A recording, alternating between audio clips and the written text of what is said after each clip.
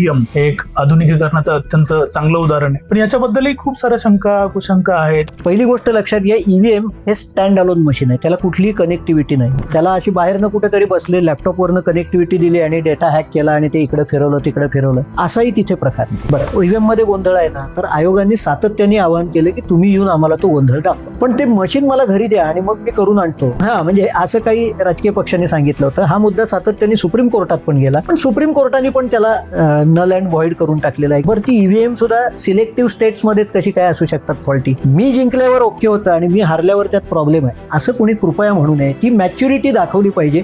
आता हे म्हणत असताना बऱ्याचदा उदाहरण दिलं जातं अमेरिकेतल्या लोकशाहीचं, की तिकडे बॅलेट पेपरवर इलेक्शन होते, इकडे होत नाही वगैरे. अमेरिकेच्या प्रत्येक राज्याची निवडणूक प्रक्रिया वेगळ्या पद्धतीने चालते. आपल्याकडे कसं आहे का? आपला भारताचा निवडणूक आयोग आहे आणि पूर्ण भारताची प्रक्रिया एक पद्धतीने चालते. सो त्यामध्ये काही बदल आहे, ते समजून घेतले पाहिजेत आपल्याला.